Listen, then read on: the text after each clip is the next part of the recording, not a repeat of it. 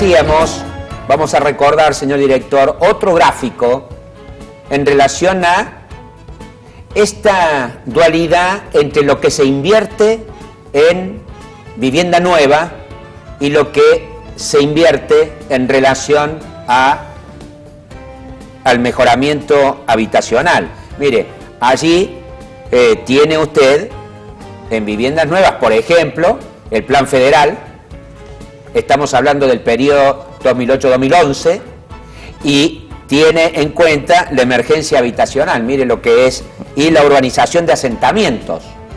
Mire la diferencia entre uno y otro, eso a nivel nacional, y si vamos a nivel provincial, el mejor vivir, el mejoramiento que aparecía como un plan que venía realmente a resolver una cuestión importante en la recuperación de la vivienda existente, finalmente fue de escasísima ejecución a lo largo de 3 años. Le decía Marcela,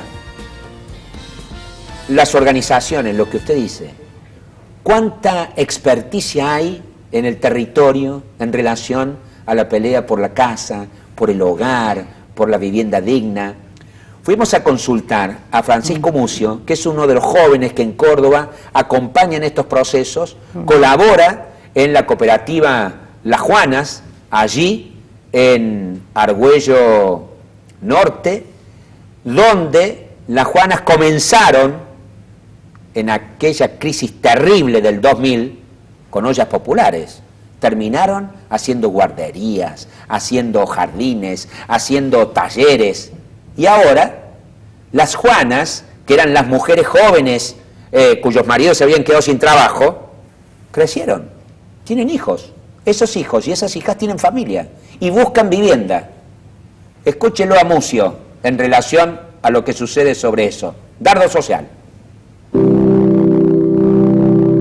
En el 2013 se crea la Comisión de Tierra y Vivienda de la cooperativa Juana Zurduy para empezar a gestionar tierra donde se pudieran construir las viviendas.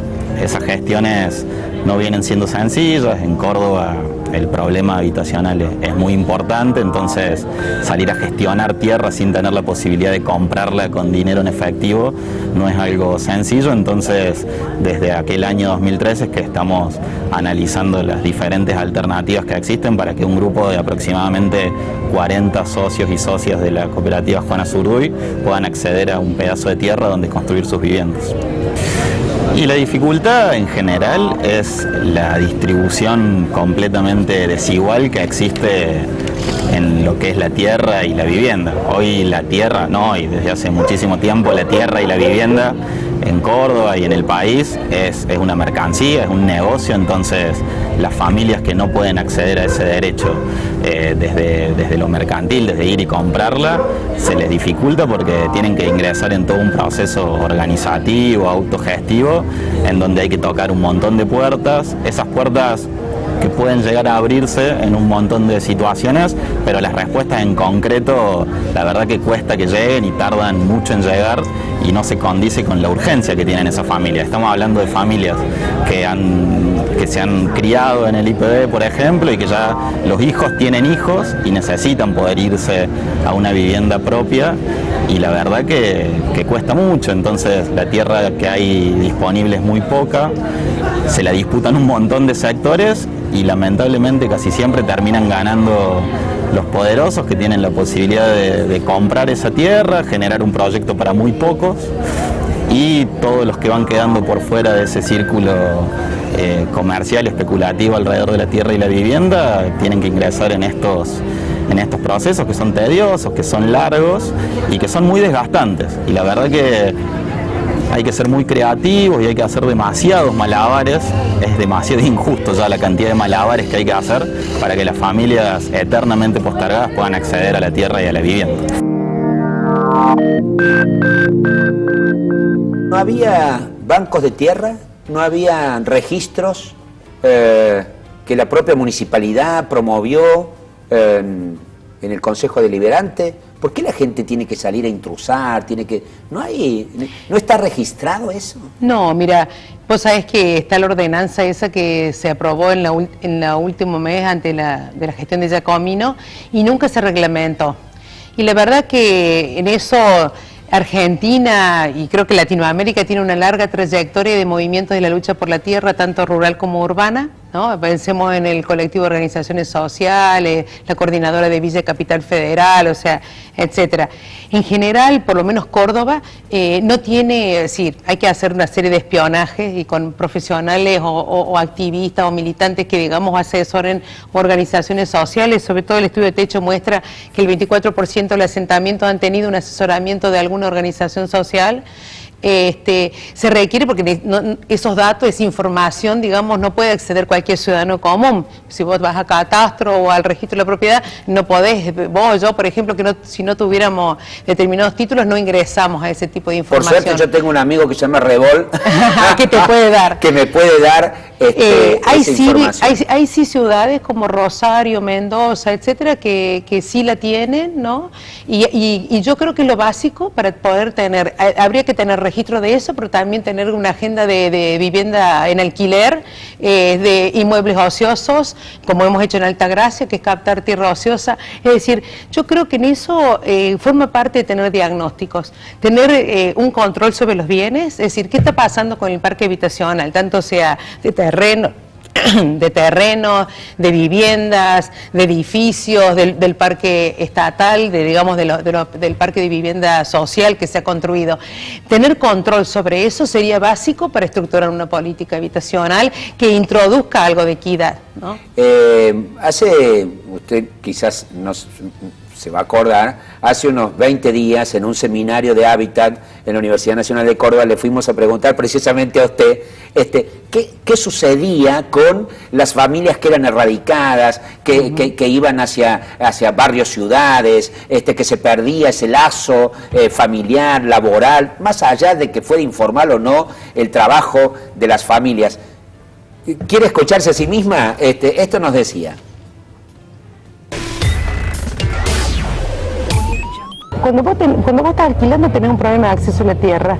Cuando vos estás en una situación de irregularidad dominial por la cantidad de los asentamientos que hay en la ciudad de Córdoba, que más o menos son el 10% de eso, es decir, del 50 el 10% tiene una situación de irregularidad dominial, que se ha empezado a construir hábitat, porque tiene derechos y tiene derechos posesorios. Y lo que habría que hacer, ¿no?, como han hecho las últimas políticas, de pensar que tienen que sacarlos, como si fueran objetos, no sujetos que han construido su barrio, que tienen toda una trama de integración y de pertenencia, sino lo que se hace en algunos lados, como el Rosario Hábitat, eso es la relocalización in situ. Quiere decir potenciar lo que la familia ya ha invertido, que ya empezó a hacer su casita, ya le puso la red de agua, ya tiene una trama y van a la escuela, usa el centro de salud, tiene arraigo, le queda cerca el empleo, la señora tiene su trabajo doméstico, algo también en una red de trabajo. Ese tipo de situaciones no se están atendiendo. Usted me hacía referencia a datos censales de esta naturaleza, por ejemplo, de techo. Sí. Mira, hay de la organización. Sí. Techo, muy seriamente, viene relevando casi anualmente, viene siguiendo el fenómeno y muestra la tendencia a crecimiento. En Córdoba tenemos el 15% de la población está en alguna situación de irregularidad en la tenencia, ¿no?, en la titularidad, que está haciendo ciudad, ¿no?, que está haciendo hábitat. Y más o menos es el mismo porcentaje que tenemos a nivel nacional. Tenemos 1.700.000 hogares en la misma situación. Y en eso nosotros hemos propuesto un programa, una ley de regularización dominial que declare la emergencia. Es una ley que desde el colectivo Habitar Argentina ha tomado estado parlamentario y que creemos que es una herramienta básica en la que podríamos dar como esa experiencia de Rosario, de Mendoza, algunas experiencias. Habitar Argentina se reunió hace pocos días Sí. en la capital federal, Sí, donde sí, fueron todas las organizaciones. Estuvo fantástico. Nosotros desde Habitar Argentina, que es un espacio multisectorial, hemos lanzado lo que es la campaña nacional del Consenso por el Hábitat Digno. Tiene 9 principios rectores sobre estas cuestiones que hemos estado hablando, desde políticas integrales, regulación del mercado del suelo, regulación de los alquileres, seguridad, seguridad democrática, acceso a la información, acceso universal a los equipamientos, a los servicios y a las infraestructuras. En la semana próxima vamos a tener las conclusiones de ese seminario. Entre otros, estuvo Horacio Berbisky en una Sí. de las ponencias, el periodista Sí, de sí, Página sí, sí. 12, pero quiero que conmigo vea, fuimos a consultar a techo, precisamente a Gonzalo Olivares, que es el director en Córdoba, en relación a lo que hace la organización en el territorio. Veamos.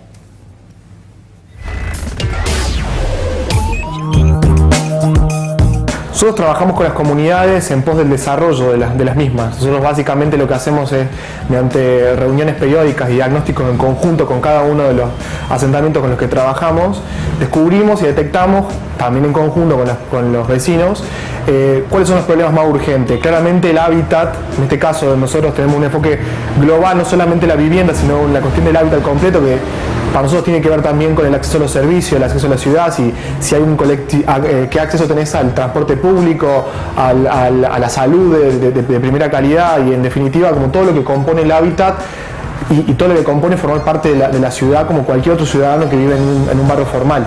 Pero también trabajamos con viviendas de emergencia que apuntan a paliar la situación de emergencia habitacional, pero sobre todo la precariedad habitacional y el hacinamiento en el que viven las familias cordobesas. Hace falta más que nada reparación de viviendas. Cada una de las familias que habitan en los asentamientos, la mayoría trabaja en la construcción, entonces tienen muchas herramientas y de sobra para poder proveerse a sí mismo de lo que es la vivienda. Concretamente el déficit viene con respecto al acceso a los servicios y el acceso al transporte público e instalaciones comunitarias de calidad. Marcela, ya para ir despidiéndonos, hablemos del hábitat digno, consenso a nivel nacional, también en Córdoba. Sí, eso los estamos organizando para el 9 de junio. Lo llamamos, hablemos del hábitat digno, un deuda pendiente de la democracia. La idea es un espacio de debate entre los candidatos, digamos los candidatos a elecciones provinciales, tanto como legislador y como gobernador, y va a estar abriendo posiblemente las máximas autoridades de la Universidad Nacional de Córdoba. ¿Dónde se haría? Es en el Cabildo, bien. Es en el Cabildo y nos parece como el lugar del ágora, el lugar del debate, pero antes que hablen los candidatos, una cosa muy importante, un conjunto de organizaciones sociales que estamos invitando van a presentar sus demandas y propuestas a los candidatos. Esta vez los candidatos van a tener que escuchar. Y la idea es que ellos también se centren en los contenidos centrales de estos temas que te estuve contando de los principios rectores del hábitat digno. No que nos vengan a decir cualquier cosa, sino qué propuestas concretas tienen para estas cuestiones que hemos estado muy bien hablando hoy. Marcela, muchísimas gracias. Un gusto. Gracias por su tiempo. Al regreso, con otro especialista, es uno de los integrantes del IFAP, de la Universidad Nacional de Córdoba. Es mi amigo el ingeniero Carlos Lucas. Ya volvemos.